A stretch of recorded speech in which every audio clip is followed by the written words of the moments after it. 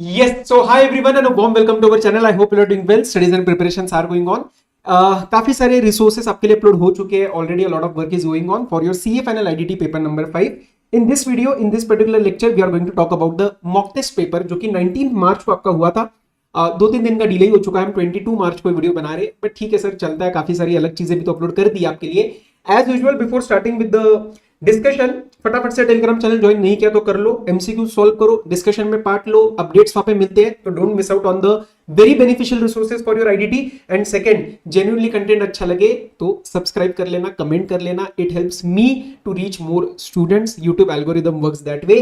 तो कंटेंट अच्छा लगे तो ही करना, बट कर लेना. ठीक है, चलो करें स्टार्ट. आ जाओ. अपना ग्रुप 2 का सीए फाइनल पेपर नंबर 5 है आईडीटी.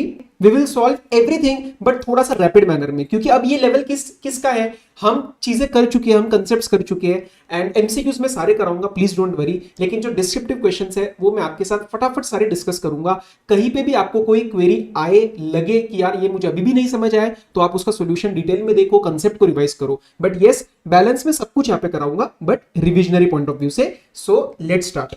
आ जाओ. एमसीक्यूज से स्टार्ट करते. दोनों ही एमसीक्यूज आपके केस बुकलेट में थे. जो मैंने वीडियो अपलोड करी थी उसके अंदर ये एग्जॉस्टिवली सारे डिस्कस नहीं हुए थे, एक दो छूट गए थे क्योंकि उसके अंदर सिर्फ इंपॉर्टेंट ट्रिकी पॉइंट्स पकड़े थे. तो यहाँ पे I will cover all the MCQs. Let's start. PQR private limited. Just understand how I am reading the MCQ as well. There is an art of reading. There is some knacks involved. तो थोड़ा सा उसको पकड़ने की कोशिश करो. जब आप केस सिनेरियो पढ़ते हो तो आपको डिटेल में एनालिसिस अभी नहीं करना. आपको एनालिसिस करना है depending upon the MCQ's requirement. Sometimes ऐसी कोई इंफॉर्मेशन हो जो कि एमसीक्यू आपसे पूछ भी नहीं रहा है, तो आप एनालिसिस करके हमारा कोई फायदा होता नहीं है. The only objective of reading for the first time is to know what the question is saying. ठीक है, मोटा मोटा आइडिया लग जाए. PQR private limited, a company registered under GST in the state of UP. ठीक है, तो मेरा ध्यान किस किस पे गया. कंपनी है और यूपी में रजिस्टर्ड है. It manufactures products which are used in laboratories. The products are manufactured in the company's factory located in Lucknow, UP and sold in various parts of UP. The company also provides intrastate repair maintenance services from its product. इसमें से मैंने एक और बात सीखी कि ये सारा इंट्रा लेवल पे काम हो रहा है. ठीक है, इंट्रा लेवल पे काम हो रहा है. Intra services, intra goods. The details of the turnover for the preceding 2 financial year is given. Goods का दिया है, सर्विसेज का दिया है और इंटरेस्ट इनकम दिए. From extending the loans to other, we know that this is exempt. The company procures the services of Nakul Enterprises, a GTA, having its place of business in Lucknow, UP, for transport of goods from factory to customers' location in the month of April. Guys, always pay attention to 2 or 3 things जो मैं हमेशा आपको बताता हूँ. सबसे पहले आपको देखना है कंपनी या क्लाइंट का स्ट्रक्चर क्या है, क्योंकि वो आरसीएम एफसीएम में यूज हो सकता है. उसके बाद आपको देखना है कि जो भी अमाउंट्स दिए है वो इंक्लूसिव है या एक्सक्लूसिव ऑफ जीएसटी है. उसके बाद तीसरा आपको ध्यान देना है कि टैक्स पीरियड क्या है. टैक्स पीरियड में आपको कभी कभार लेट से अप्रैल मंथ का पूछा है और मार्च मंथ की ट्रांजैक्शन एक दे रखी है, आप वो भी इंक्लूड कर लेते हो गलती से in the haste of doing things. तो वो ध्यान रखना है, गलती नहीं करनी. ठीक है ना. चलो, अब इन्होंने अप्रैल मंथ के लिए कुछ यूज किया है. ठीक है. Nakul Enterprises has not exercised the option to itself pay the GST on the services supplied by it. मतलब we know from the chapter number 2 that the GTA can exercise the option to pay the tax under FCM, लेकिन वो इसने नहीं किया है. FCM नहीं करा है तो वो RCM के अंदर ही कंटिन्यू कर रहा है. Okay. Nakul Enterprises prepares a regular consignment note containing the details of consignor, consignee and other prescribed details. Consignment note देना is one of the essential conditions of being a GTA. But the question anyways tells us that it is a GTA. तो इसके अंदर और कोई doubt नहीं आएगा. Yes, confirm GTA है. अगर GTA नहीं होता तो services by with respect to transportation, service of transportation of goods by road is exempt, but exception is GTA. तो GTA मुझे प्रूव करना जरूरी होता है अपने, ठीक है, एनालिसिस में. The service provided by Nakul Enterprises are chargeable at the tax rate of 5%. This also we already know. If generally ये दिया होता है, नहीं दिया होता तब भी आप RCM का 5% का रेट लेंगे. Following details are provided by the company for April to June quarter for financial year 3, मतलब current financial year. 1 और 2 मुझे preceding डेटा दिया है और current financial year का डेटा दिया है. गुड्स का दिया है, सर्विसेज का टर्नओवर दिया है, इंटरेस्ट इनकम दिया है. Amount paid for services received from Nakul enterprises, तो ये मैंने ट्रांसपोर्टेशन का है जिस पे आरसीएम लगेगा. Raw material receive from other states and input services received, ये मेरे इनवर्ड सप्लाईज है. ओके. एडिशनल इंफॉर्मेशन दिए. The raw material mentioned in point 5, okay, ये वाला received by PQR in April in its factory in Lucknow includes goods amounting to 226 received from Suraj Enterprises on the instructions received from MS Abhinay Enterprises. तो कहीं ना कहीं ये कहा जा रही है बात, ये जा रही है आपकी बिल टू शिप टू पे. Bill to ship to model में, जो कि हम 10(1)(b) में कवर करते हैं ऑफ आईजीएसटी एक्ट। देख लेंगे इसको, पक्का एक एमसीक्यू होगा जो प्लेस ऑफ सप्लाई को छेड़ेगा। Vibhata foundation, a charitable trust registered under 12AB has been set up by the founders of this company for conducting charitable activities। ठीक है, यहाँ पे कुछ शायद एग्जेम्पशन वाली बात आने वाली है। The total fees collected, input services received, analyzing the proposal of granting rights to advertise। ठीक है, we will see what the question demands। Rates पे हमेशा ध्यान देना। Above amounts are exclusive of GST। Very good, I wanted to check this point before applying the GST। GST के rates दिए outward और inward के, तो आउटवर्ड पे 9, 9, 18%, इनवर्ड का 6, 6, 12। Now based on that you are being asked 5 questions of 2 marks each, 10 marks का ये सवाल है। आ जाओ। Whether the service provided by Nakul Enterprises to PQR is chargeable to tax? Answer is yes। भाई GTA की service is one of the exception to the exemption वाला list, जहां पे हम पढ़ते हैं कि the services of transportation of goods by road is exempt except GTA। तो ये answer is yes, chargeable to tax है। If yes, who will discharge the liability? Sir RCM लग जाएगा, तो मेरा जो क्लाइंट है इस केस में, मैं प्यार से अपने क्वेश्चन को क्लाइंट बोलता हूं, तो पीक्यूआर यहाँ पे डिस्चार्ज करेगा। अब आप जब एमसीक्यूज देखेंगे ना, आपको जो एमसीक्यू में यू फील कॉन्फिडेंट, वहां पे डबल थिंक नहीं करना है। हम क्या करते हैं, एक बार हमें एमसीक्यू समझ आ गया, we know what the answer is, हम बाकी के पार्ट्स को भी एक बार एनालाइज करते हैं। तो अननेसेसरी एनालिसिस पेपर में मत करना, उससे दो प्रॉब्लम होते हैं। एक तो आपका टाइम बहुत ज्यादा इन्वेस्ट हो जाता है, और दूसरा you start second guessing yourself, you start doubting your answer. तो वैसा मत करना। देखो, the service is chargeable to tax and Nakul enterprises will discharge. No, Nakul नहीं करने वाला। Service is chargeable to tax and PQR will discharge the tax liability. This stands absolutely correct. तो मेरे ओपिनियन में जब ऐसा सवाल हो, ऐसा सवाल मतलब इसके अंदर क्लियर कट है कि answer is yes and RCM लगेगा, तो उसके अंदर आप दोबारा सी और डी नहीं पढ़ोगे तब भी चलेगा। कभी कभार एक सवाल पूछता है most appropriate option. Most appropriate option में you have to read all the particular ABCD MCQ options given. Yes, तो फर्स्ट का आंसर बनना चाहिए बी। मैं आपको साथ साथ वेरीफाई करते हुए चलूंगा। तो फर्स्ट का आंसर आपका बना बी। अगले पे आओ। Whether PQR limited could have opted for composition levy under subsection 1 and subsection 2 for the current financial year 3। Financial year 3 के लिए अगर उसको कंपोजिशन स्कीम में आना है, तो उसकी प्राइमरी कंडीशन होती है जो भी उसका प्रीसीडिंग फाइनेंशियल ईयर है, मतलब फाइनेंशियल ईयर 2, क्योंकि हमारा करंट फाइनेंशियल ईयर 3 है, उसके अंदर उसका टर्नओवर थ्रेशोल्ड से ज्यादा नहीं जाना चाहिए। ये स्टेट यूपी का है, तो यूपी में कंपोजिशन की टर्नओवर की लिमिट है 1.5 CR। तो हम एक बार फाइनेंशियल ईयर 2 का टर्नओवर देख लेते हैं। आओ, फाइनेंशियल ईयर 2 के टर्नओवर में गुड्स आएंगे, सर्विसेज आएंगे, क्योंकि हमें चेक करना है एग्रीगेट टर्नओवर। एग्रीगेट टर्नओवर मतलब सब कुछ लेना है। क्या इसके अंदर इंटरेस्ट इनकम आती है? आंसर इज नो, वो इंक्लूड नहीं होती है for the purpose of composition scheme का एलिजिबिलिटी चेक करने के लिए। तो 1 crore 2 lakh plus 9,25,000, 1 crore 2 lakh plus 9,25,000, your total turnover comes out for the last year to be how much? It comes out to be 1 crore 11 lakh 25,000, 1 crore 11 lakh 25,000. So my answer is primarily coming out to be yes. If you remember 10.1 composition scheme, subsection 2 कुछ अलग नहीं है, subsection 1 से linked है. This talks about the composition scheme for the purpose of goods and for the purpose of restaurant services. Yes. For exclusively services, जैसे for example barber service हो गया, मतलब anything other than restaurant service that comes under 10(2)(a। Clear? चलो आओ, अब देखते हैं इसमें ऑप्शन क्या है। Yes, however it could have provided services up to value of 11,12,500 under composition levy during the current financial year. Sir ये बात तो समझ में आई, अगली वाली बात समझ में नहीं आई। क्यों नहीं आई? सेक्शन 10 सबसेक्शन 1 का प्रोविजो याद करो, उसमें क्या बोला है कि आप सर्विसेज भी दे सकते हो, गुड्स की डीलिंग के साथ साथ आप सर्विसेज दे सकते हो। कितना? प्रीसीडिंग फाइनेंशियल ईयर के टर्नओवर का 10% और 5 lakh rupees whichever is higher. Preceding year का टर्नओवर है 1 करोड़ 11,25,000, इसका 10% कितना बनेगा? 11,12,500 और 5 lakh whichever is higher, answer will be 11,12,500। तो अगर फर्स्ट वाले में मेरा सब कुछ मीट हो रहा है एकदम सही से, तो आप आगे नहीं पढ़ोगे तो चलेगा। Be confident, save time and move on. तो सेकंड वाले का आंसर ए बनना चाहिए, सेकंड वाले का आंसर ए बनना चाहिए। ठीक है जी, चलो आगे आओ। Assuming this company has opted for composition scheme under subsection 1 and 2, 2 अलग नहीं है, मेन सबसेक्शन 1 ही होता है। सबसेक्शन 2 just talks about कि क्या क्या उसको परमिटेड नहीं है। At the beginning of the current financial year 3, what shall be the total GST liability of this company in the state of UP for April-June quarter? Question कितना smart होता है आप देखना। ऊपर मैंने एक चीज एनालाइज करी थी कि ये सारा इंट्रा लेवल पे बात कर रहा है, and you know that intra level is one of the conditions for the purpose of being eligible under composition scheme. अगर यहाँ पे एक ट्रांजैक्शन इंटर होती तो मैं अपना आंसर कंक्लूड करता कि कॉम्पोजिशन स्कीम के लिए एलिजिबल नहीं है। ये मैंने आपको जनरल बात बताई। अब इन्होंने मेरे से पूछा है कि कॉम्पोजिशन स्कीम की लायबिलिटी निकालनी है for the purpose of April May June quarter, हमेशा टाइम पीरियड को कंसीडर करना। और डेटा कितने का दिया है? डेटा भी मुझे एग्जैक्टली अप्रैल मई और जून का दिया है। तो देखो कॉम्पोजिशन स्कीम के जरा रेट याद करो। रेट डिपेंड करेगा कि वो ट्रेडर है या मैन्युफैक्चरर। तो एक बार चेक कर लेते हैं। मैन्युफैक्चरर है, मैन्युफैक्चरर में व्हाट इज द कॉम्पोजिशन का रेट? कॉम्पोजिशन का rate is 1% of the turnover in a state. Eligibility check करने के लिए आपको एग्रीगेट टर्नओवर निकालना है, लेकिन जब टैक्स पे करना होता है, कॉम्पोजिशन लेवी पे करना होता है, वहां पे ऑब्वियसली उस पर्टिकुलर जीएसटिन का टैक्स पे होगा ना। तो यूपी के जीएसटिन में जो कॉम्पोजिशन स्कीम में गया है, इसीलिए मैं यहाँ पे निकालूंगा turnover in a state, not aggregate turnover. I think you know at this level that aggregate turnover कहाँ यूज करना है और टर्नओवर इन अ स्टेट का यूज करना है। चलो, तो क्या इसके ऊपर 1% निकलेगा? यस।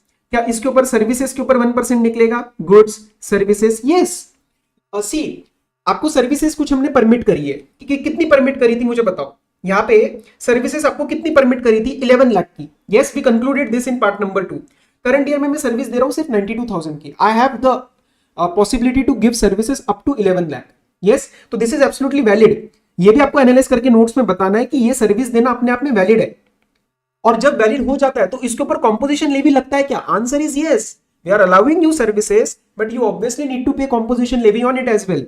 तो इसका भी 1% लग जाएगा, इसका भी 1% लग जाएगा। इंटरेस्ट इनकम पे कुछ भी नहीं लगता। और नीचे तो तीनों के तीनों इनवर्ट सप्लाईज है। तो आप सिंपल क्या करोगे? 10,20,000 प्लस 92,550 इंटू 1%। ये क्या है आपका? 11,126। अभी कहानी खत्म नहीं हुई है, रुको। 11,126। Now pay attention, what are they saying? They are saying calculate the GST liability. They are not saying calculate the GST liability of composition scheme. Sir मतलब बेटा जी, ये उसकी composition scheme की liability आ गई। आप इसके अंदर RCM liability भी तो ऐड करो, क्योंकि उन्होंने आपसे टोटल liability पूछी है। तो इन 3 महीनों में मैंने जो भी ये अमाउंट पे किया है टू द नकुल एंटरप्राइजेस, इसके ऊपर भी तो RCM लग जाएगा ना। 50,000 इंटू 5%, दैट इज 2,500। तो 2,500 प्लस 11,126 आपका आंसर बनना चाहिए। That will come out to be C, 13,626। इसको एक बार चेक कर लो, 13,626। Is it clear? आगे आओ। Which of the following statement is incorrect in case of विधाता फाउंडेशन? विधाता फाउंडेशन को एक बार दोबारा देख लेते हैं। And pay attention, question is asking what is incorrect, not correct. ठीक है, गलती नहीं करनी है। विधाता foundation, a charitable trust registered under 12AB of Income Tax Act, has been set up by the founders of PQR Limited for conducting charitable activities in the state of UP. The trust organizes sessions on yoga and spirituality in UP and charges the participation fees of the same. Total fees दे रखी है, input services कुछ लिए है, advertising का भी उन्होंने proposal grant करा है। They are analysing the proposal, अभी ग्रांट नहीं हुआ है, अभी एनालाइज कर रहे हैं। देखो, advertising is not a charitable activity, so that is not exempt. लेकिन अभी एडवर्टाइजिंग का कोई रेवेन्यू आया नहीं है। ओके, एडवर्टाइजिंग का भी रेवेन्यू नहीं आया। अभी रेवेन्यू किससे आया है? ये योगा सेशन से। क्या ये सारे के सारे एग्जेम्पशन के क्राइटेरिया को पूरा कर रहा है? Answer is yes. सर एक बार याद करा दो ना। देखो, आपका एंटिटी 12AA या फिर 12AB of income tax act में रजिस्टर्ड होना चाहिए and it should be providing the charitable activities. Charitable activities में वो 4 चीजें हम पढ़ते थे, जिसमें से एक था ये advancement of spirituality and yoga. तो this is absolutely exempt. Yes, ये एब्सोल्युटली एग्जेम्प्ट है। अब लेकिन क्वेश्चन पूछ रहा है व्हाट इज इनकरेक्ट। यहां पे बच्चा गलती करेगा, जल्दबाजी में हम पढ़ेंगे करेक्ट। आपको पॉइंट आउट करना है इनकरेक्ट क्या है। तो देखते हैं कि पहले स्टेटमेंट्स कैसी है। सर्विसेज प्रोवाइडेड टू चैरिटेबल और religious trust are not outside the ambit of GST, मतलब they are not exempt. Services provided to, मैं टू की बात कर रहा हूं, बाय नहीं। Unless specifically exempt they are chargeable under GST. तो हमें केस टू केस बेसिस पे देखना पड़ेगा कि there is no exemption just because a service is given to a charitable institution. Correct? कोई और स्पेसिफिक एग्जेम्पशन है तो वो हम ले लेंगे। तो this is absolutely correct. All the activities of Vidhata Foundation are exempt under GST since it is a charitable trust registered under 12AB of the Income Tax Act 1961. मुझे एक बात बताओ, just because it is registered under 12AB, can I say all the activities are exempt? नहीं, charitable activities are exempt, और charitable को हमने 4 activities में define किया है, तो दिस इज इनकरेक्ट। अगला, fees charge by any registered person for sessions on yoga and spirituality are exempt since the objective is advancement of yoga and spirituality. In my opinion this is also incorrect. Why? क्योंकि any registered person नहीं चलता साहब, any registered person नहीं चलता, they should be registered entity under 12 AA और AB। Twin condition is there, registered entity होनी चाहिए and charitable activity होनी चाहिए। तो in my opinion 2 and 3 should be the answer incorrect के लिए। 2 and 3 D। ये कुछ बच्चों ने मेरे से क्वेरी पे भी पूछ लिया था एंड ICA ने शायद इसका आंसर D की जगह C दिया था, तो ये थोड़ा सा मेरे हिसाब से it does not agree with the ICA। If you have any other point of view you can comment and we can discuss. कभी कभार MTPs में लेकिन गलतियां होती है। What shall be the place of supply for supply transaction between PQR, Abhinay and Suraj? तो ये bill to ship to की तरफ जा रहा है, इसको एक बार एनालाइज कर लेते हैं। देखो मैंने एनालिसिस तभी किया जब MCQ ने डिमांड किया। आप क्या है, आप पढ़ते पढ़ते बिल टू शिप टू दिमाग लगाओगे, बाद में भूल जाओगे, MCQ आएगा फिर से देखोगे, तो डोंट डू दैट। देखो इसमें 3 पार्टीज कौन कौन सी है, PQR, सूरज और अभिनय। पढ़ते अब इसको। Raw material received by PQR, goods amounting to those was received from Suraj. Suraj ने इसको भेजा है, लेकिन इंस्ट्रक्शंस किसके थे, अभिनय के। तो मुझे एक बात बताओ, PQR ने किससे खरीदा था, अभिनय से। PQR ने किससे खरीदा था, अभिनय से। Suraj has its place of business in UP, whereas Abhinay has its principal place of business in Gujarat. और हम कहां के, हम भी यूपी के। तो मुझे एक बात बताओ, सूरज और अभिनय के बीच में एक डील हुई होगी, यस। और फिर अभिनय ने सूरज को बोला होगा कि भाई एक काम कर, जो तूने मेरे को सेल किया ना, मतलब whatever I have purchase from you please send it to PQR। तो here Abhinay is that third party, the word which is used in 10(1)(b). अब इसका प्लेस ऑफ सप्लाई अगर आप एनालाइज करोगे, क्या PQR और सूरज के बीच में कोई ट्रांजैक्शन हुई है, आंसर इज नो। ट्रांजैक्शन ये हुई है और ये हुई है, ओके। तो PQR और अभिनय के बीच में, PQR और अभिनय के बीच में what is the section that you will apply? You will apply 10(1)(a). Why? Because it involves movement of goods and place of supply will be where the movement is terminated, UP। और सूरज और अभिनय के बीच में लगेगा 10(1)(b), और वहां पे हम प्लेस ऑफ सप्लाई मानते हैं principal place of business of the third party, that is Gujarat. तो आंसर आपका यूपी बनेगा for the purpose of PQR and Abhinay. अब क्वेश्चन में क्या पूछा है, पहले किसका पूछ रहे वो, PQR, अभिनय एंड सूरज। तो एक बार देखते हैं आंसर्स में, let's quickly see this.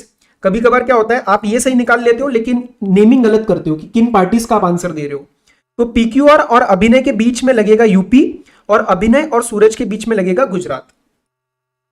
PQR और अभिनय यूपी। तो देखो POS for transaction between Abhinay and Suraj is the location of principal place of business Abhinay, that is Gujarat, and IGST is leviable क्योंकि वो स्टेट अलग है, supplier and place of supply अलग है।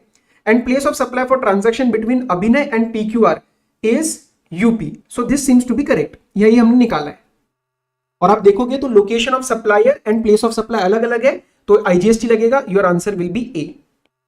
अब यहां पे जब आप कॉन्फिडेंट हो गए तो आप नीचे का अननेसेसरी एनालिसिस मत करो, कंफ्यूज हो जाओगे। 5th का आंसर बनेगा A। क्लियर? चलो नेचर ऑफ सप्लाई निकाल लोगे ना, हमने निकाला है अभी। आप लोकेशन ऑफ सप्लायर देखो और प्लेस ऑफ सप्लाई देखो कहां जा रही है। ये देखो जैसे 10(1)(a) में अभिनव गुजरात का है लेकिन प्लेस ऑफ सप्लाई यूपी है, तो इंटर। और सेकंड 10(1)(b) में सूरज यूपी का है लेकिन प्लेस ऑफ सप्लाई गुजरात, तो इट इज इंटर। ओके चलो, so this marks the end of our MCQ number 1, मतलब केस सिनेरियो नंबर 1। अगला पढ़ते case scenario number 2, again of MCQ booklet, very very easy. Let's quickly solve it. कितना time लग रहा है हमें, approx 19-20 minute तो लगते ही है यार एक केस में। Himgiri solutions private limited, hereinafter referred as Himgiri Solution, is engaged in providing multi-dimensional services to its client through its office in Haryana. ठीक है, तो ये कंपनी है, हरियाणा में है, रजिस्टर्ड है GST में, और टैक्स पीरियड है जुलाई। ओके, क्या क्या ट्रांजेक्शंस करी है, इंपोर्ट करा है कुछ क्लाउड सर्विसेज फ्रॉम ईस्कार्ट फॉर एन अमाउंट ऑफ 51,000। ये ओडार सर्विस है, इंपोर्ट ऑफ सर्विस हो रहा है, किसने किया है, रजिस्टर्ड पर्सन ने, तो RCM लग जाएगा। Himgiri solutions pays sitting fee of 25,000 each to 4 directors each, तो 1 लाख रुपए की सिटिंग फी है। Further there are 2 directors in executive roles withdrawing 2 lakh per month as salary, TDS under 192 is being done. तो salary वाला तो पार्ट आपका उड़ जाएगा शेड्यूल नंबर 3 में जाके। It is neither a supply of goods nor services, और ऑफिशियल कैपेसिटी में जो काम होता है डायरेक्टर्स का वहां पे आरसीएम लग जाता है, तो ये इनवर्ट सप्लाई अंडर आरसीएम है। Himgiri Solutions paid for life insurance for its employees in compliance of internal policy. Total amount of premium paid for 20 employees was 5 lakh. Total 5 lakh पे किया, इसके ऊपर आईटीसी ब्लॉक हो जाएगा क्योंकि ये internal policy के अंदर आपने पे किया है, no statutory obligation was there. Himgiri provided consultancy services to its client Zoom Corp based in Bangalore and issued an invoice of 30 lakh। तो ये मेरा नॉर्मल एक आउटवर्ड ट्रांजैक्शन है। Empowering in India is a NGO, non-governmental organization located in Haryana. It aims at empowering the eligible companies to grow their business. This company, Himgiri, being one of the eligible companies, received a subsidy of 5 lakh in lump sum from Empowering India in the month of July. ये point मैंने अलग से pick नहीं किया था अपने case booklet में, ये हॉट्स में पिक होता है और ये यहाँ पे पिक हो रहा है, तो ध्यान से सुनना। सब्सिडी के रिस्पेक्ट में आपको सबसे पहले एक जो मेजर एनालिसिस सब आप करते हो कि रिसीव किससे करिए। अगर गवर्नमेंट से रिसीव करिए तो वो पार्ट ऑफ वैल्यूएशन नहीं बनता, अगर नॉन गवर्नमेंट से करिए तो वो पार्ट ऑफ वैल्यूएशन बनता है। लेकिन there is another condition that you need to see and which is very very logical, that subsidy should be linked to the product, to the product. अब यहाँ पे मैं सर्विसेज दे रहा हूं एंड ये जो मेरे को इन्होंने सब्सिडी दी है वो मेरे किसी पर्टिकुलर असाइनमेंट या पर्टिकुलर इनवॉइस के रिस्पेक्ट में नहीं दी है। अगर ये लोग बोलते हैं कि ये 30 लाख की इनवॉइस के रिस्पेक्ट में सब्सिडी दी है तो अलग बात होती, लेकिन उन्होंने बोला है ये लमसम रिसीव किया है for the month of July. Lump sum मतलब it is not link to any particular supply. If it is not link to any particular supply, how will I add in any particular supply? मैं 30 लाख में कैसे add कर सकता हूं? ये तो general है ना, ये जनरल ब्लैंकेट सब्सिडी है, इसको बोलेंगे हम ब्लैंकेट सब्सिडी। आप सेक्शन नंबर 15 में देखना, वर्ड्स दिए गए, चाहे आप मेरी बुक से पढ़ रहे हो या किसी से भी, किसी और आपके पास बुक है, आप देखना subsidy linked to the price, तो यहाँ पे लिंक्ड नहीं है। हम एग्जांपल भी जब लेते हैं, मेरे क्लास का एग्जांपल लेते थे कि लेट्स से 5000 की क्लास है और मेरे को कोई सब्सिडी मिलती है, इसमें बोला जाता है कि सिद्धेश सर आप 5000 की जगह स्टूडेंट से 3000 चार्ज करो एंड 2000 हम आपको देंगे। So this is link to the supply, this is not link to the supply, this is a blanket subsidy, तो ये आपकी ऐड नहीं होगी, it will not be added. ठीक है, not be added. Himgiri provided sponsorship services to Mr. X individual for event organized. Amount was 5 lakh, इसको देख लेंगे। Amounts are exclusive of GST, very good. No other outward inward supply. Balance of ITC is nil. हमेशा balance check करना, क्योंकि अगर सवाल आपसे पूछ ले ITC अवेलेबल तो क्रेडिटेड प्लस ओपनिंग बैलेंस आपको दोनों लेना पड़ता है। ठीक है, 18% का यहाँ पे GST है, ठीक है, लगा देंगे जी, कोई दिक्कत नहीं। आओ, The liability to pay GST for cloud services provided by Himgiri Solutions will be RCM। यार क्लियर, किसके ऊपर आएगी लाइबिलिटी? हिमगिरी के ऊपर। ऑन हिमगिरी, फोर्थ क्लियर दिख रहा है, on Himgiri under reverse charge, और जीएसटी 18% होगा। कितना पे किया भाई अमाउंट? अमाउंट है 51 लाख, तो 51 लाख का 18% आप पे कर दो, 9,18,000। ठीक है, आंसर होएगा डी। चेक कर लेते एक बार, सिक्स्थ का डी, सिक्स्थ का D. 7, Himgiri Solution seeks your advice on the taxability of sitting fee and salary। ये तो क्लियर है ना, sitting fee RCM, salary not taxable। Sitting fee is liable to GST under RCM and salary paid is not liable to GST। बिल्कुल ठीक है, 7th का है। आगे बढ़ो फटाफट से, कॉन्फिडेंटली, बिल्कुल ठीक है, आगे बढ़। आप इसको एनालाइज मत करो, कंफ्यूज हो जाओगे। What shall be the amount of input tax credit available with Himgiri Solutions for the month of July? अब अगर हम इसका ITC अवेलेबल निकालते हैं, अगर सवाल में ओपनिंग बैलेंस होता है आईटीसी का तो वो भी आपको लेना पड़ता, क्योंकि जुलाई का opening balance is also ITC available for July, but opening balance is निल। तो अब हम देखेंगे कि मेरा कितना क्रेडिट हुआ, credit for the month of जुलाई। आओ, कितना क्रेडिट हुआ, लेट्स सी, एक एक करके स्टार्ट करते हैं। क्या इस वाले आरसीएम का मैं क्रेडिट लूंगा? बिल्कुल लूंगा, बिल्कुल लूंगा मैं आरसीएम का क्रेडिट, 9,18,000 प्लस, नेक्स्ट पे आओ, 25,000। इस 1 लाख के ऊपर जो 18% पे करूंगा, क्या उसका क्रेडिट लूंगा? बिल्कुल लूंगा, डायरेक्टर्स की सिटिंग फी वाला, प्लस 18,000। डायरेक्टर अगर कुछ पर्सनल कैपेसिटी में देता, डायरेक्टर है लेकिन उसने कोई सप्लाई पर्सनल कैपेसिटी में दी है, लेट्स से उसका घर का कोई बिजनेस है, उसके रिस्पेक्ट में कोई सप्लाई दी, तो वहां पे फॉरवर्ड चार्ज लगता है। डायरेक्टर के ऑफिशियल कैपेसिटी पे आरसीएम लगता है। आगे आओ, it paid for life insurance, इसका आईटीसी नहीं मिलेगा क्योंकि ये इंटरनल पॉलिसी थी। ये तो आउटवर्ड सप्लाई है, ये सब्सिडी है, ये क्या है, इसने स्पॉन्सरशिप प्रोवाइड करी है, इसने रिसीव नहीं करी, तो there is no concept of ITC, यहाँ पे कोई रेलिवेंस नहीं है। तो बस 9,18,000 प्लस 18,000 आप ऐड कर लो। यस, तो आंसर विल बी व्हाट, 9,36,000 आना चाहिए। 8 का सी, 9,36,000। Compute the value of outward supplies made by Himgiri in the month of जुलाई। अब आउटवर्ड सप्लाईज कितने निकलेंगे हमारे, स्टार्ट करते हैं एक बार तरीके से, स्टार्टिंग से देखना स्टार्ट करना, कोई मिस ना हो जाए एंट्री। ये इंपोर्ट है, ये आरसीएम है, ये इनवर्ट सप्लाई। पहला तो ये 30 लाख होगा, सब्सिडी ऐड नहीं होगी, और दूसरा स्पॉन्सरशिप प्रोवाइड किया है 5 लाख का, तो 5 lakh plus 30 lakh that will be 35 lakh. Answer होना चाहिए आपका सी, 9th का सी। ठीक है, आगे आ जाओ। Compute the amount of net GST to be deposited in cash. अब कैश में जब डिपॉजिट करना है तो आपको एज यूजुअल क्या ध्यान रखना है, आउटवर्ड जो भी लायबिलिटी है less ITC plus RCM. RCM वाली लायबिलिटी मैंने ऑलरेडी निकाल रखी है, जो कि है ये वाली 9,36,000। आउटवर्ड लायबिलिटी कितनी निकलेगी, आउटवर्ड सप्लाई का टैक्स निकाल लो, 35 लाख का 18% करो, दैट विल बी 6,30,000। 6,30,000 आपका आउटपुट लायबिलिटी निकलेगी। और आईटीसी तो आपने निकाल ही रखा है ना, आईटीसी तो आपने निकाल ही रखा है ना, ओपनिंग बैलेंस प्लस ये 9,36,000 का, ये 9,36,000 आपने आरसीएम में पे करना है और उसी का आईटीसी ले लेना है। यस, तो ये तो हमारा नेट जीरो हो जाएगा, मतलब 630 is less than the ITC, लेकिन ये आरसीएम का पहले आपको कैश में पे करना पड़ेगा।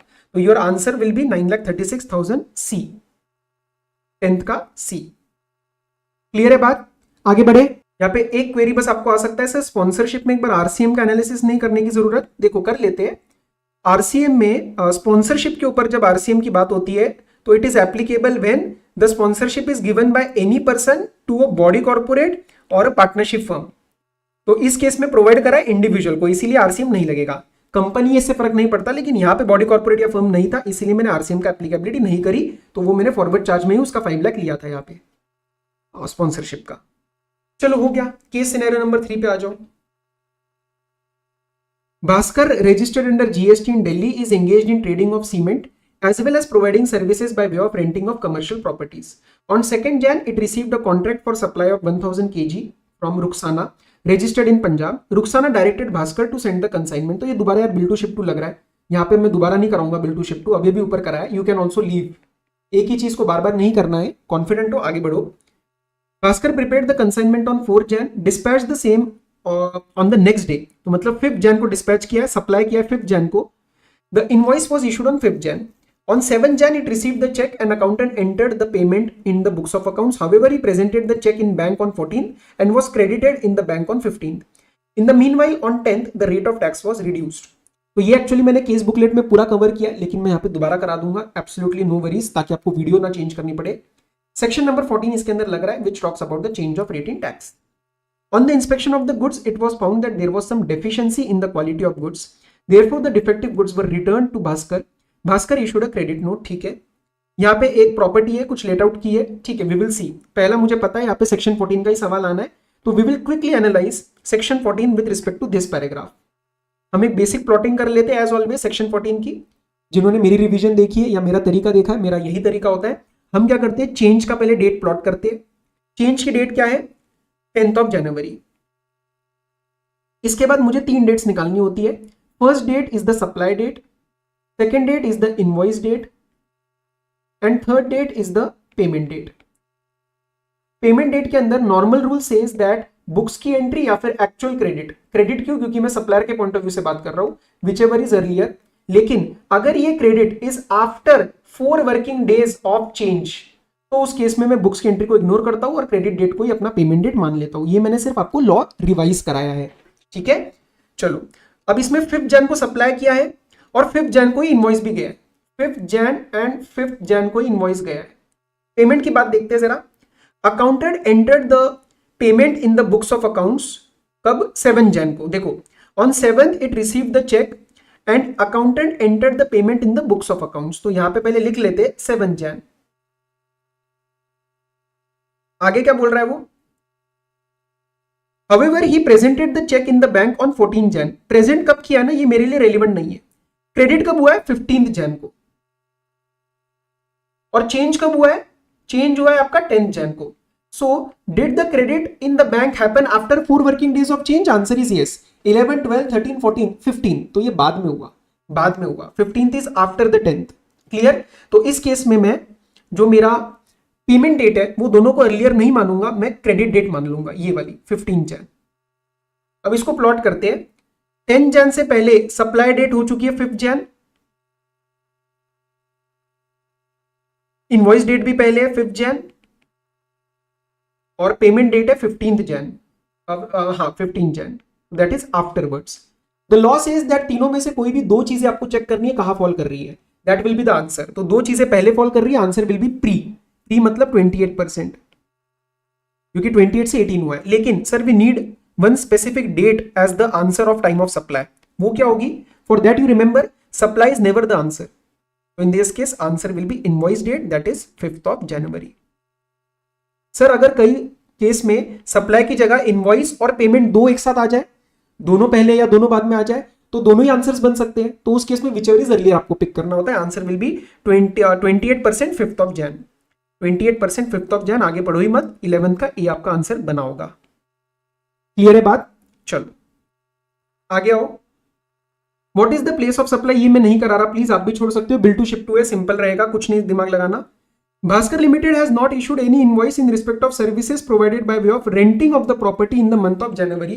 What is the last date for issue of invoice? एक बार ये देख लेते हैं। Bhaskar Limited let out its property located in Delhi for a year in lieu of monthly rental income and received the rent for the month of January on 10th Feb. Ruxana will establish its sales outlet on the same. तो ये जिसको rent पे दिया है tenant क्या करता है उससे मुझे कोई मतलब नहीं है। As per the contract, the rent for a month should have been received by 7th of the following month. So, if you remember, this is the concept of continuous supply of services. Continuous supply of services में सबसे पहले अगर आप section number 31 analyse करोगे invoice के लिए, तो invoice if the contract establishes a date of payment, if the contract establishes the date of payment कि यहाँ पे 7 तक आ जाना चाहिए, तो that will be my time of supply. Section 31 से link, that will be my time of supply, 7th of the month. And क्या payment इसमें एडवांस आया है? आंसर इज नो, पेमेंट तो बाद में आया है, पेमेंट तो बाद में आया है, क्योंकि सर्विसेज में अगर एडवांस पेमेंट होता है तो जीएसटी लगता है। तो इस केस में नॉर्मल आंसर आपका 7th बनेगा, आप वो भी चेक कर सकते हो। 7th, 13th का बी, 13th का बी, 13th का बी। अगले दो एमसीक्यूज देखते हैं, ये इंडिपेंडेंट एमसीक्यूज है।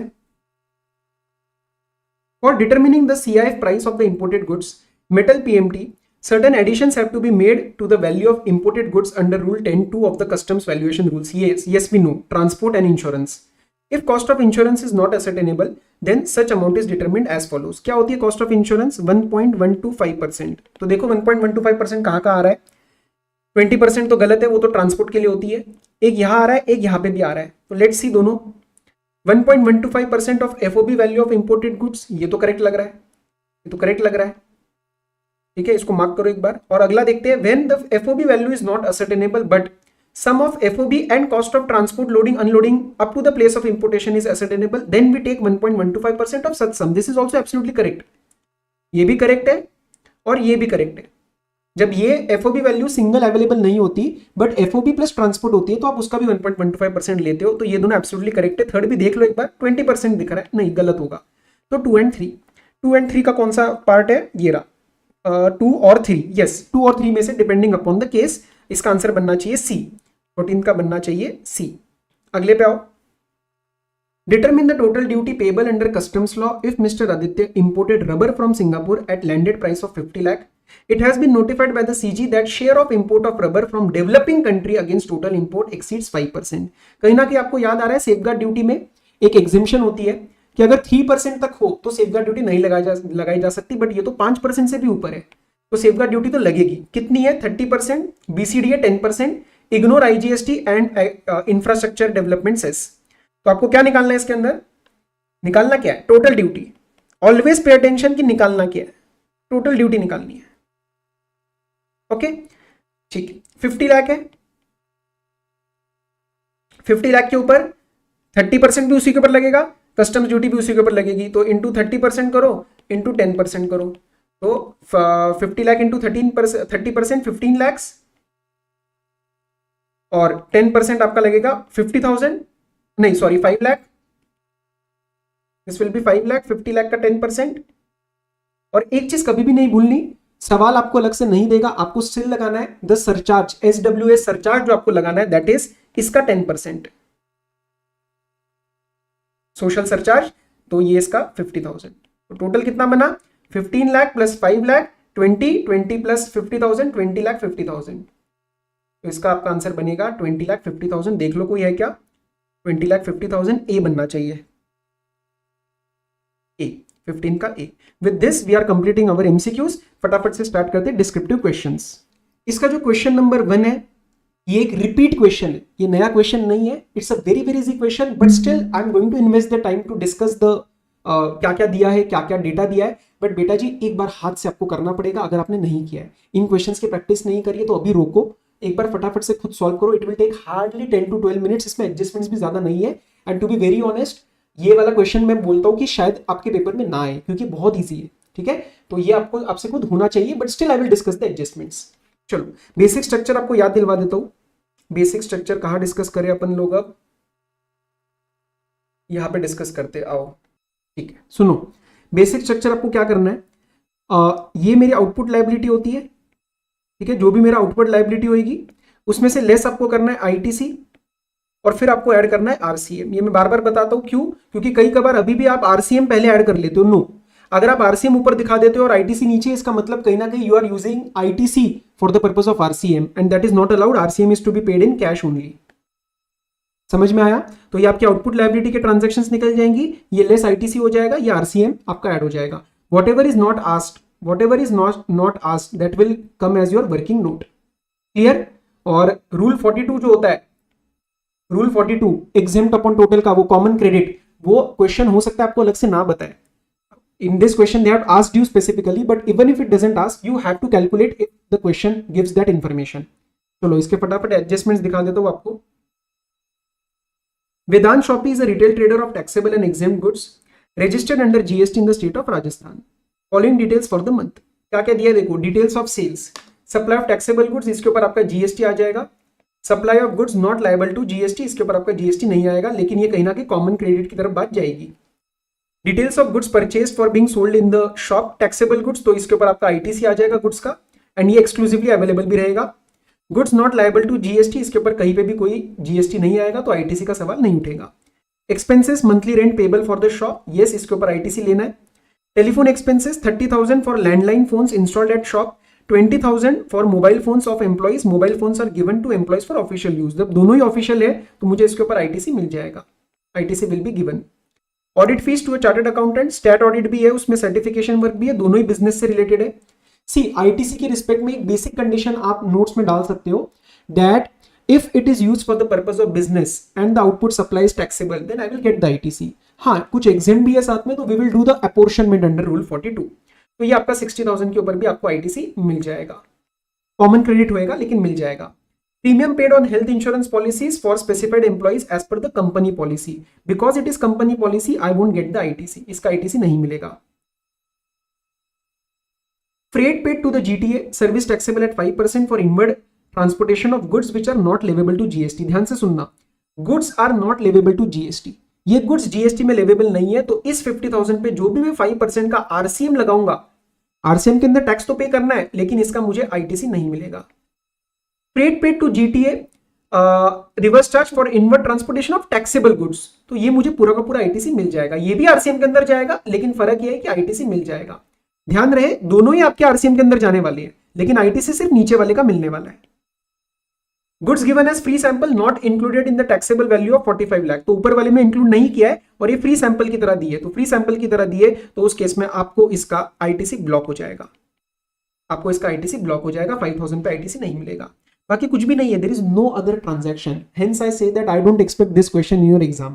थोड़ा सा तो अच्छा पूछेंगे यार वो लोग। क्या इन्फॉर्मेशन दी है बाकी देखो, एक्सक्लूसिव ऑफ टैक्सेस है, all inward outward supplies are from and to registered suppliers from with Rajasthan. This is basically this particular statement is essential for me to apply GST on inward supplies, क्योंकि registered supplier से खरीदूंगा तो ही तो वो GST लगाएगा ना, और राजस्थान के अंदर ही है, तो सब इंट्रा लेवल पे आप काम करना, सीजीएसटी एसजीएसटी लगा के।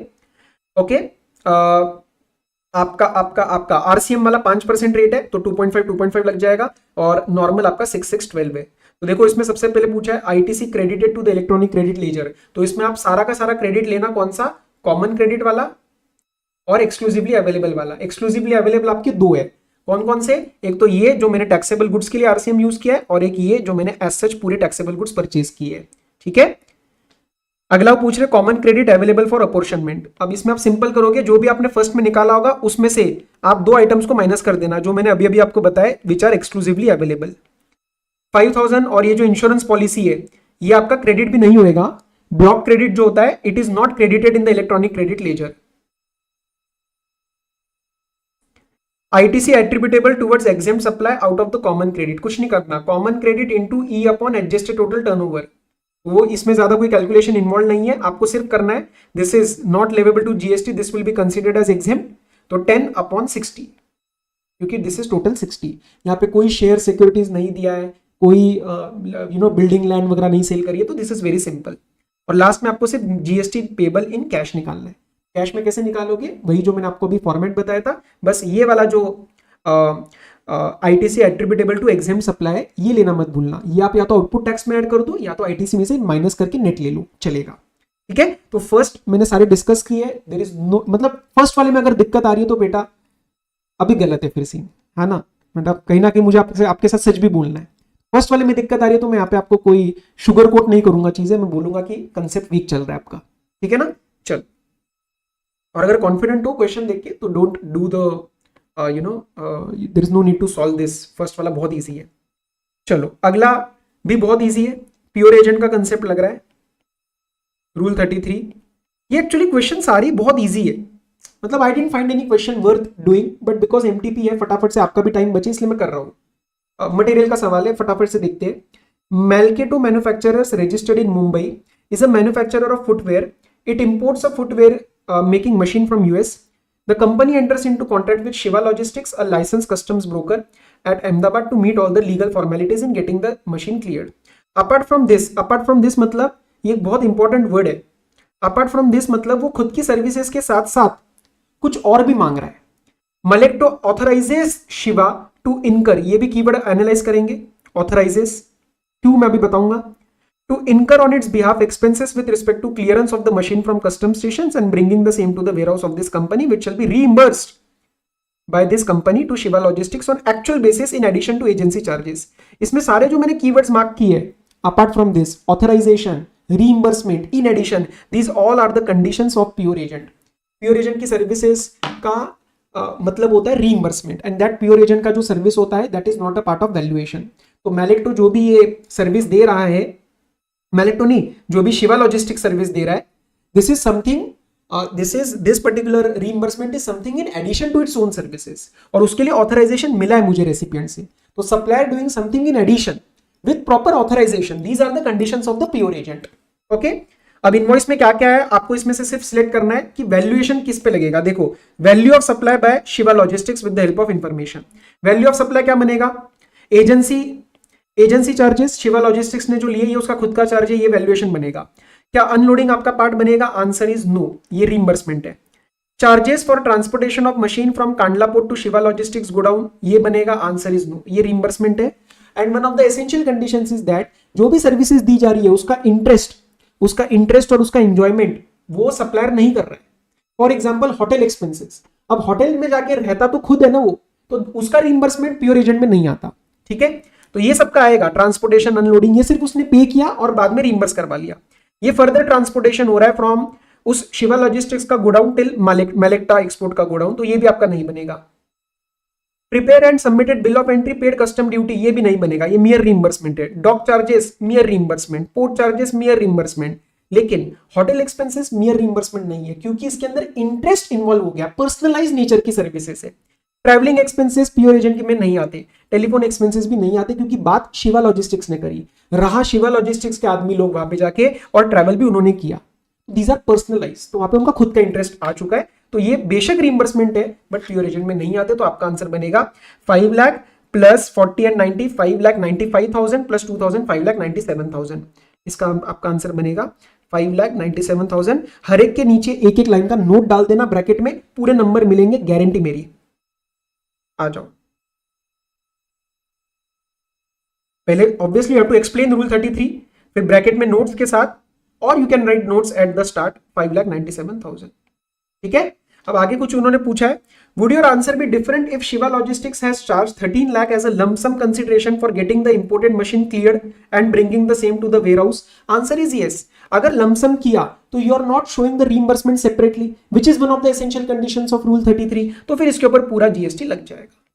ठीक है, पूरे 10 नंबर आप इसके अंदर ले सकते हो। अगला, कस्टम्स वैल्यूएशन, हमेशा एक सवाल आता ही है, कितने का? इसमें 4 का हमेशा आता ही है, एक ना एक।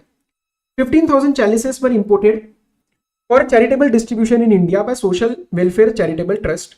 The trust did not pay either for the cost or for design development which was borne by supplier. Customs officer ने इसलिए वैल्यूएशन कंप्यूट किया है, कितना किया भाई? ट्रांजैक्शन वैल्यूज के अंदर अवेलेबल ही नहीं है, तो वैल्यूएशन हुआ। वैल्यूएशन में ऑफिसर ने बोला 20,000 का हम एफओबी निकालेंगे इंक्लूडिंग डिजाइन डेवलपमेंट। ठीक है, which was accepted by the trust. अब बैलेंस की डिटेल्स आपको दिए, in which we have to do adjustments as per rule 10(1) and 10(2). Freight paid by air, air में हमेशा मुझे ध्यान रखना है 20% का। Design development charges in USD, इसको मैं इग्नोर करूंगा, क्यों? क्योंकि ये ऑलरेडी इंक्लूडेड है भाई। या तो आप स्टार्टिंग में 20 माइनस 2500 करो एंड फिर आप 2500 ऐड करो, डबल कैलकुलेशन मत करना। Commission payable to an agent in India, तो क्या ये बाइंग कमीशन रहा होगा? नहीं, ये सेलर का एक कमीशन रहा होगा, और ये आईएनआर में है। आईएनआर और यूएसडी कंफ्यूज मत करना, जब आईएनआर एक दिया है तो या तो आप स्टार्टिंग से आईएनआर में कन्वर्ट करो सब कुछ, नहीं तो आप इसको भी अभी यूएसडी में कन्वर्ट करो, फिर बाद में टोटल को आईएनआर में कन्वर्ट करना। आओ, exchange rate notified by CBIC and rate of basic customs duty. Exchange rate आपको सीबीआईसी का लेना है और बिल ऑफ एक्सचेंज के दिन का लेना है। चाहे मेरा एयरक्राफ्ट वेसल कब आ रहा है मुझे फर्क नहीं पड़ता, लेकिन जो मेरे को बीसीडी लेनी है वो मुझे लेनी है ताजी ताजी। ताजी ताजी मतलब अगर बिल ऑफ एंट्री फाइल होने, बिल ऑफ एंट्री एडवांस में फाइल हुआ है और एयरक्राफ्ट बाद में आ रहा है, या फिर व्हीकल बाद में आ रहा है, या फिर आपका वेसल का एंट्री इनवर्ड बाद में आ रहा है, तो आपको वो बाद वाला डेट लेना है। तो देखो, आपका बिल ऑफ एंट्री जिस दिन फाइल हुई है उस दिन का मैं एक्सचेंज रेट तो पिक करने वाला हूं, पक्की बात। उस दिन के लिए for exchange rate I am not going to analyse कि मेरा एक्चुअल में एयरक्राफ्ट कब आया, लेकिन for the purpose of BCD I will check कि कहीं एडवांस फाइलिंग तो नहीं है ना। तो बिल ऑफ एंट्री 8 सितंबर को हुआ और अराइवल ऑफ एयरक्राफ्ट हुआ 30 सितंबर को, तो मैं लूंगा 30 सितंबर वाला 10%। इंटरबैंक रेट इज मेरे लिए irrelevant, I have to focus on CBIC rate. Clear? तो इसमें मैं स्टार्टिंग में इसको कन्वर्ट करते हुए चलता हूं इन आईएनआर। ओके, तो 20,000 इंटू 40 इंटू 70, सॉरी 14 lakhs। ठीक है ना? डिजाइन डेवलपमेंट अलग से इंक्लूड नहीं करना, कमीशन मैंने ऐड कर दिया 12,500 रुपए, ये मेरी आई एफओबी वैल्यू 14,12,500। ठीक है ना? अब इसके अंदर मुझे दो चीजें अभी कंप्यूट करनी है 10(2) की। तो पहला मैंने ट्रांसपोर्ट वाला किया, ट्रांसपोर्ट वाले में लिमिट होती है 20%। तो पहले मैं देखता हूं कि एक्चुअल कितना किया है। एक्चुअल किया है आपने 4,500 into 70, 4,500 into 70 which comes out to be 3,15,000। लेकिन 14,12,500 का अगर मैं 20% करूं तो वो आ रहा है 2,82,500, तो मैं 282,500 लूंगा विच इज लेस देन 3,15,000। अब मैं अगर इसके अंदर ऐड करूं इंश्योरेंस तो वो आएगा इसका 1.125%, तो 14,12,500 इंटू 1.125% 15,890.63। टोटल कर लेते हैं। अब पूछा क्या मेरे से? Compute the amount of accessible value. Always pay attention, accessible value पूछिए, ड्यूटी नहीं पूछी, तो अपना दिमाग लगाओ मत। ये एनालाइज किया लेकिन इसको यूज नहीं करूंगा, ठीक है? जो पूछा उतना ही देंगे, कोई ज्यादा नॉलेज झाड़ने की जरूरत नहीं है। 14,12,500 प्लस 282,500 प्लस 15,890.63 17,10,890.63 17,10,890.63 17,10,890.63। जो बोला उसका नोट बना के डाल देना है। बहुत परफेक्ट नोट्स ना हो, एक आध ऊपर नीचे हो जाए, नंबर मिल जाएंगे, प्लीज डोंट वरी। अगले पे आओ, थर्ड का ए। RMN Limited, a registered supplier of Bangalore, Karnataka, is a manufacturer of goods. The company provides the following information of GST paid on inward supplies during the month of April. कुछ आपके पास expenses दिए, कुछ other information दी, मुझे करना क्या पहले ये तो देखो। Net ITC that can be availed by the company for the month of April. Okay, बाकी कंडीशंस पूरी है, वो कह रहा है। स्टार्ट करते हैं ITC। Life insurance premium, sir company policy और स्टैट्यूटरी ऑब्लिगेशन, आगे पढ़ो सीधा, और as per the policy of company, तो नहीं मिलेगा। एक और बात ध्यान रखना, ये अमाउंट नहीं है, ये जीएसटी है, अमाउंट नहीं है, तो गलती से अमाउंट समझ के 18% कर दोगे दिमाग लगा के ज्यादा, तो वो गलत हो जाएगा। No ITC here. Raw material purchase for which invoice is missing, ओहो इनवॉइस ही नहीं है, डिलीवरी चलाने फर्क नहीं पड़ता, रूल 36 सेक्शन 16 कहता है कि डॉक्यूमेंट होना चाहिए, तो इसका भी आपको आईटीसी नहीं मिलेगा। Raw material purchase which are used for zero rated supply, बिल्कुल मिलेगा, 50,000।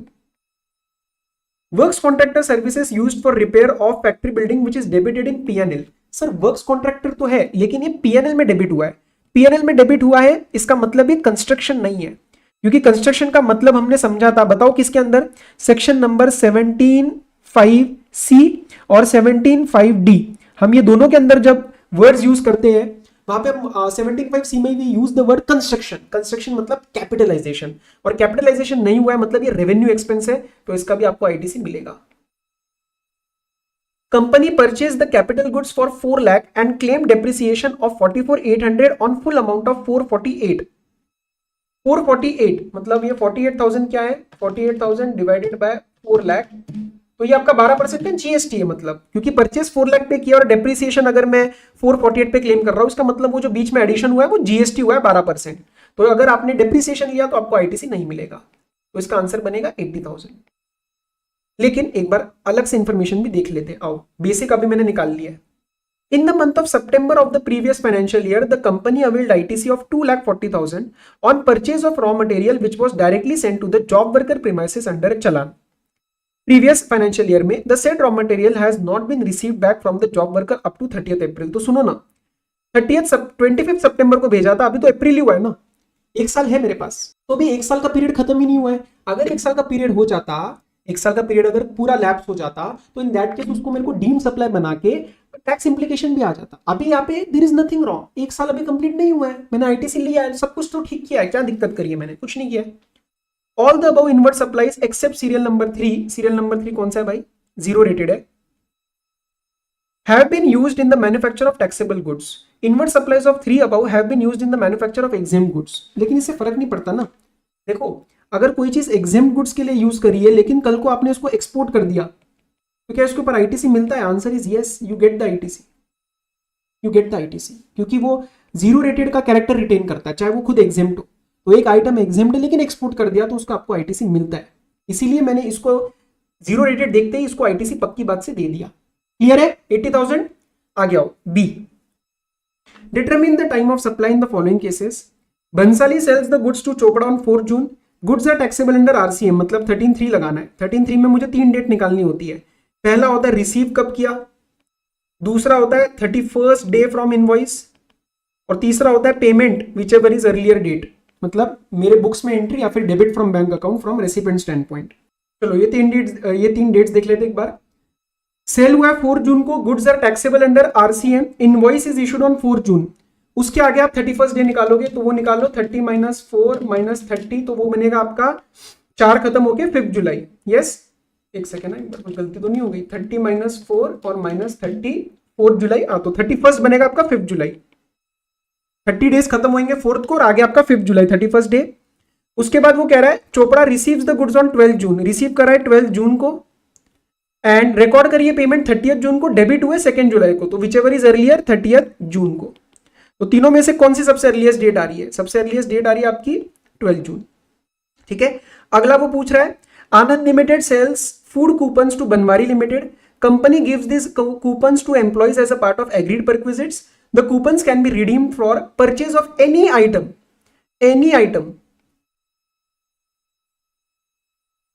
ऑफ फूड और provisions in the outlet that are a part of the programme. तो अभी इसके अंदर कौन से के अगेंस्ट रिडीम होने वाली है? We don't know, it is not identifiable. तो इसका टाइम ऑफ सप्लाई के लिए हमें वेट करना पड़ेगा till the redemption. This is given under subsection 4 of section number 12 as well as section number 13, तो यहाँ पे 12 लगेगा फूड कूपन का। ठीक है, ओके। तो पहले का आंसर 12 जून और दूसरे का वेट टिल रिडेम्पशन, तो वो भी देख लेते एक बार। बी का फर्स्ट 12 जून, एंड इस वाले में we have to wait, supply is not known, मतलब not identifiable, the time of supply will be the date when the employee redeems. We have to wait and we have to see against which it is being redeemed. आगे आ जाओ सी पे। Bhalla imports limited imported certain goods which were unloaded in the customs area on 1st October. When order for clearance was passed by PO on 5th October, it was found that there was some pilferage. You remember pilferage, section number 13. As the imported goods were in custody of Port Trust, the department demanded duty from the custodian under section 45(3) on such pilferage. Port Trust denied the demand, contending that it was not an approved custodian falling under section 45 and the possession of the goods was by the virtue of major Port Trust Act, hence it is not liable to pay the duty on customs goods. This is absolutely correct. Board of trustees versus union of India का case law है जो आपको paper में refer करना पड़ेगा। Board of trustees versus union of India, and you have to refer that जो port trust होता है, जो मेजर एयरपोर्ट्स होते हैं, वो custodians are not approved custodians, वो प्राइवेट कस्टडियंस नहीं होते, they are not liable to pay duty on pilferage. जो प्राइवेट कस्टडियंस होते हैं approved by the commissioner, they have to pay the duty. Bhalla Imports has also asked the Port Trust to make good the loss of the goods, examine whether demands of the department regarding pilferage and Bhalla Import regarding this loss are valid as per the decided case law. Case law मैंने आपको बता दिया, loss of goods पे there is no liability of any custodian.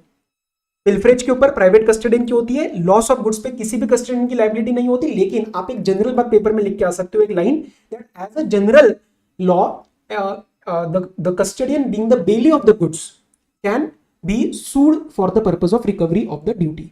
ठीक है, तो वो बेली वाली बात आप जनरल लिख के आ सकते हो। चलो आगे पढ़ते हैं, फोर्थ का ए।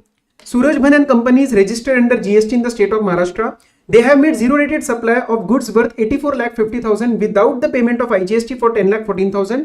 The refund application has been rejected by the PO. ठीक है, तो इन्होंने क्या किया सुनना जरा ध्यान से। इन्होंने जीरो रेटेड सप्लाई करी है and they have done without the payment of IGST, मतलब इन्होंने बॉन्ड या एलयूटी के अंदर गए हैं। They have gone under LUT या फिर बॉन्ड का ऑप्शन, बराबर, yes. After that the refund application under section 54, इन्होंने रिफंड एप्लीकेशन मारा होगा with respect to ITC rule 89(4) for the purpose of refund for the above supply has been rejected by the PO. ठीक है, Mr. Abhay Taxation Manager has sought for recrediting the electronic credit ledger as per the provisions of Rule 86 for above rejection. Examine the scenario and offer your comments. देखो इस question के अंदर मुझे लग रहा है ICAI का थोड़ा सा इशू है. This is one question, this is one part apart from one that we discussed above in which I feel there is some error. मैं आपको एरर समझाता हूं जो मेरा ओपिनियन है, आपको कुछ और लगता है तो you are free to comment and we can discuss, क्योंकि जीएसटी में ऐसे एक दो इश्यूज हमेशा एमटीपी में रहते हैं और आईसीआई उसको बाद में चेंज भी करता है। तो मैं पहले आपको इसका केस समझाता हूं। देखो, जब भी आप जीरो रेटेड सप्लाई करते हो, लेट से अभी सिंपल हम बोलते हैं मैंने एक्सपोर्ट किया। अब एक्सपोर्ट करते वक्त मेरे पास दो ऑप्शन है। ऑप्शन नंबर 1 है कि मैं इसका जीएसटी पे करूं, ऑप्शन 2 है कि मैं बॉन्ड एलयूटी के अंदर जाऊंगा।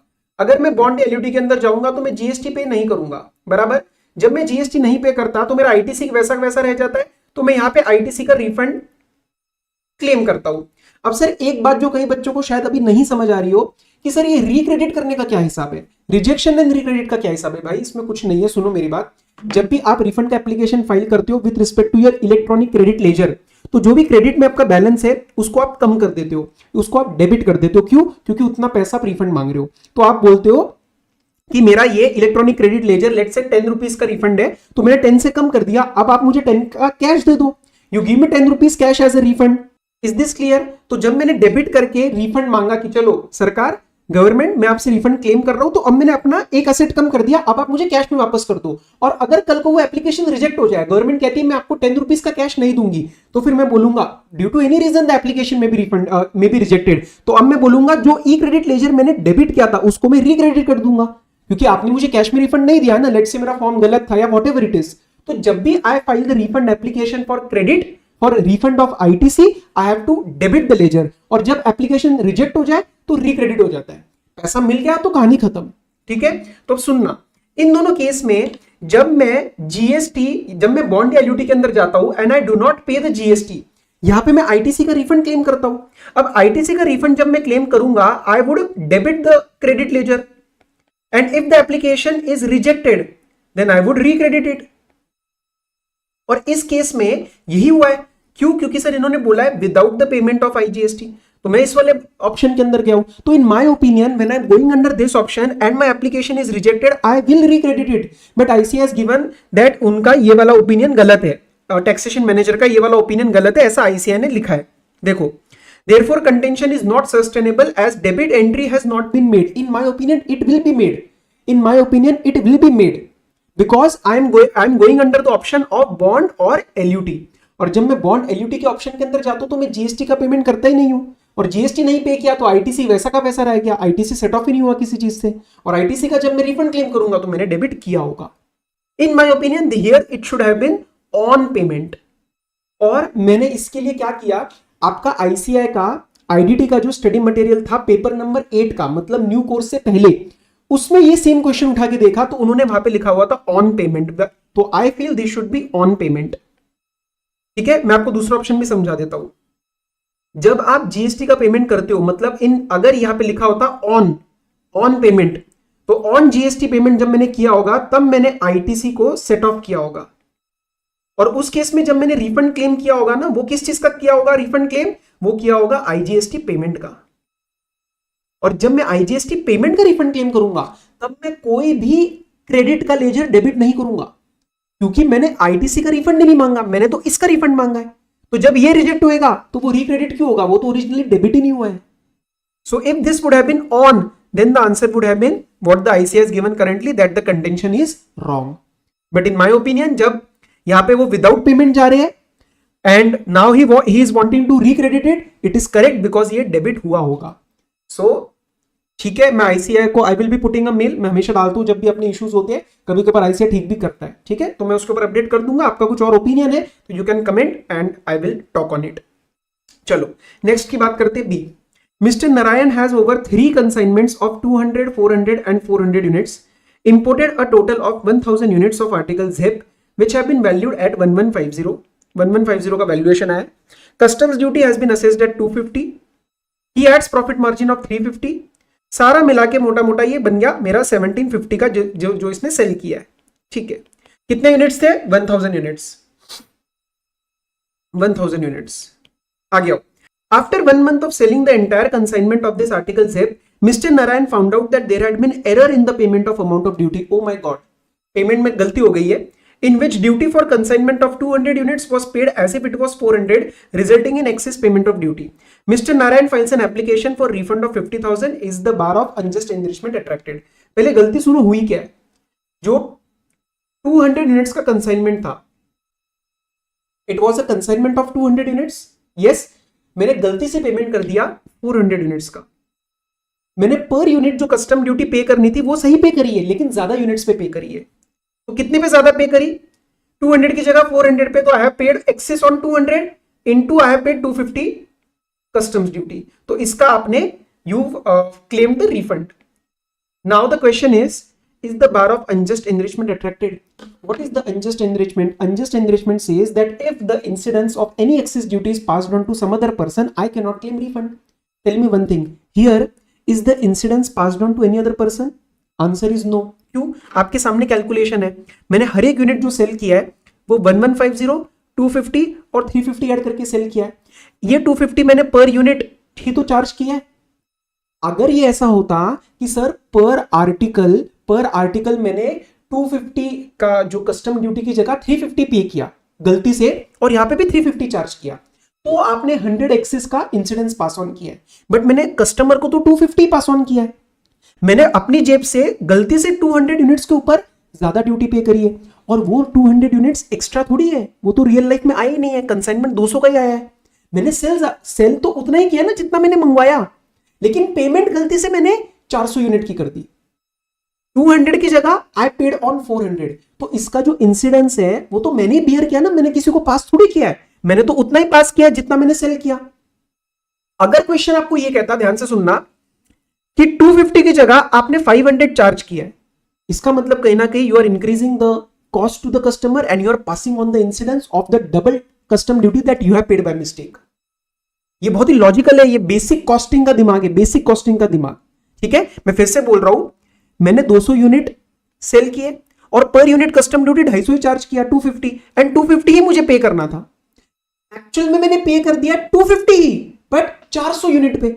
और वो 200 यूनिट मैंने किसी को 200 यूनिट एक्स्ट्रा जो मैंने पे किया 50,000, ये 50,000 की कॉस्ट मैंने कस्टमर को थोड़ी ना चार्ज करी है, मैंने तो उतना ही चार्ज किया जितना बनता था. So I have not passed the incidence. Hence, the bar of unjust enrichment is not attracted. Conclusion that the refund will be given to me only, not the consumer welfare fund. Clear? अगले पे आओ। विशाल imported certain goods in May. An into bond bill of entry was presented on 14th May. Goods were cleared from the port for warehousing. Assessable value on that date was 1 lakh USD. Order permitting the deposit in warehouse for 4 months was issued on 21st May. तो 6 दिन बाद आया. Vishal deposited the goods in the warehouse on the same day but did not clear the goods even after warehousing period got over on 21st of September. This will be a case of improper removal.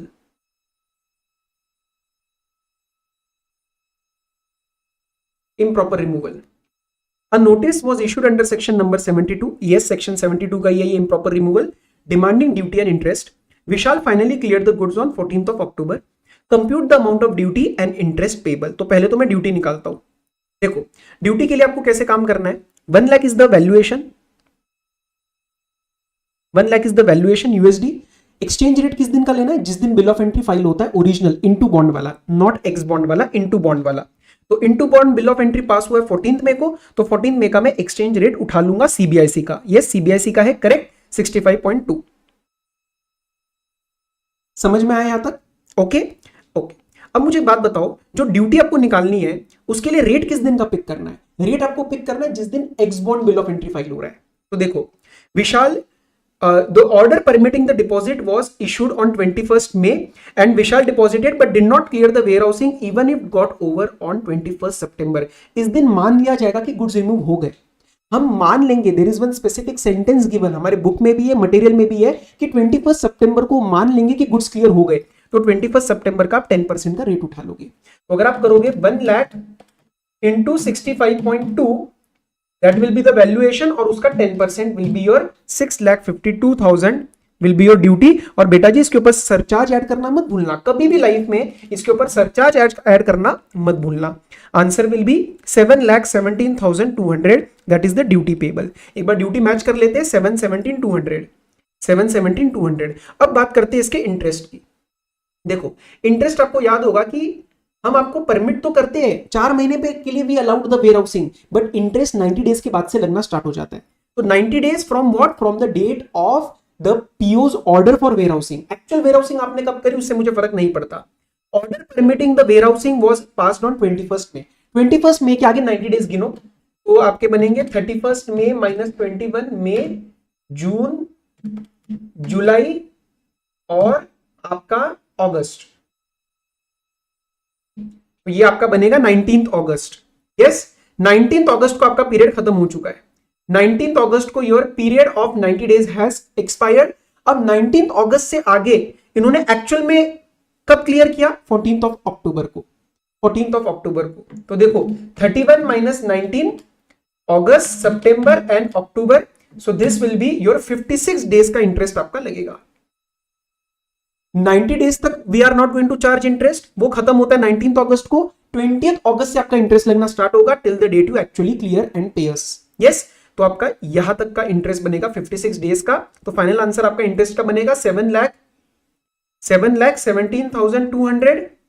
Okay interest कितना है? 15%, not 18% है customs में हम, into 56 upon 365. ये आपका interest बनना चाहिए. 7,17,200 into 15% into 56 divided by 365. Paper में कभी कभार वो हो सकता है लिख दे 365 की जगह 366 ले लो, तो you have to take care of that. Answer बनेगा 16,505. 16,505. 16,505. Is it clear? तो ध्यान क्या रखना है? 90 डेज वाला ध्यान रखना है यहाँ पे. ओके ठीक है ना. और ये 90 डेज कब से गिनना है? जब से पीओ अप्रूवल देता है डिपॉजिट इन वेयरहाउस का. एक्चुअल डिपॉजिट कब हो रहा है? Into bond bill of entry. I don't care. आगे आओ. Examine the implications regarding the leviability and quantum of punishment on prosecution in the month of December. देखो ये आपका रिपीटेड क्वेश्चन है, इसको अच्छे से कर लेना, मैं फटाफट से करा देता हूं. Amount collected 245 lakh from clients, deposit 241 lakh with the CG. It is found that falsified financial records and not maintain proper record. इसके अंदर 2 ऑफेंसेस हो रहे हैं. एक तो मैंने 4 लाख रुपीस की पेमेंट गवर्नमेंट को नहीं करी है. सबसे पहले इसको ऑफेंस बनने के लिए अजम्पशन लेना पड़ेगा कि ये आपने पेमेंट 3 मंथ से ज्यादा नहीं करी. ठीक है 3 मंथ से ज्यादा जब आप पेमेंट रोकते हो तो वो ऑफेंस बनता है. प्लस इसके अंदर इंप्रिजनमेंट कब होता है? If you remember section number 132, ये वाला जो ऑफेंस है इसका इंप्रिजनमेंट कब होता है? जब अमाउंट इन्वॉल्व आपका 2 करोड़ से ज्यादा हो. Is it clear? जब आप इनवॉइस विदाउट सप्लाई करते हो वो वाले ऑफेंस में amount is more than 1 crore, लेकिन इस वाले में amount is more than 2 CR। If you are not able to catch what I am trying to say, please एक बार टेबल याद करो, 132 का टेबल याद करो, मटेरियल में भी है, मेरे बुक में भी है, जहां से पढ़ा होगा वहां पे भी 100% होगा। तो if the amount involve exceeds 2 CR then only imprisonment happens. Then depend करता है 5 CR से भी ऊपर है या नहीं है, ठीक है। तो इसके अंदर तो 4 लाख है, 4 lakh does not exceed 2 CR, तो भैया यहाँ पे जेल तो नहीं होने वाली, यहाँ पे आपको जेल तो नहीं होने वाली, और ये 132 में फॉल नहीं करेगा। Is this clear? Is this clear? अब मुझे बात बताओ, यहाँ पे वो पूछ रहे फाइनेंशियल रिकॉर्ड्स का फॉल्सिफिकेशन भी किया है, तो फॉल्सिफिकेशन के लिए चाहे कितने का भी हो, चाहे 1 रुपया का भी क्यों ना हो, आपका जो पनिशमेंट है that can happen up to 6 months jail और फाइन और बोथ, और फाइन और बोथ। क्या ये बात क्लियर हुई है? यस। अगले पे आओ। Suresh collects 550 lakh as tax from clients but deposits only 30 lakhs with the central government. Oh my god, इसने 550 लाख कलेक्ट किया लेकिन डिपॉजिट किया 30 लाख, तो कितना भी नहीं किया 520 lakhs। इसका मतलब the amount involve exceeds 5 CR। Assuming कि ये पेमेंट गवर्नमेंट को मोर देन 3 months नहीं हुई है, ये ऑफेंस बन जाएगा और ये 132 में फॉल कर जाएगा। 132 में फॉल कर गया and the amount involve exceeds 5 CR, तो उस केस में आपको जेल कितने तक की हो सकती है? 5 years की जेल आपको होगी एंड फाइन। आपका जो जेल होएगा वो अप टू 5 years का होएगा एंड फाइन, आपको दोनों पक्का लगने वाला है। और एंड पे जो मैं बोल रहा हूं बार बार उस पर जरा ध्यान देना, ठीक है ना। ऊपर मैंने यहाँ पे और बोला है, यहाँ पे एंड बोला है। क्या ये बात समझ में आई? उसके बाद वो पूछ रहे हैं, अच्छा एक जनरल बात और लिख के आनी है, मिनिमम जेल आपको 6 months की होने वाली है unless for some reasons to be recorded otherwise by the court. Okay, तो मिनिमम 6 months जेल की बात भी लिख के आओगे। What will be the implications मैंने आपको बता दिया। अच्छा एक और चीज, ये amount is more than 5 CR, तो ये आपका नॉन बेलेबल ऑफेंस बनेगा। नॉन बेलेबल मतलब कॉग्निजेबल। ये सब आपको याद रखना है यार, you need to remember this.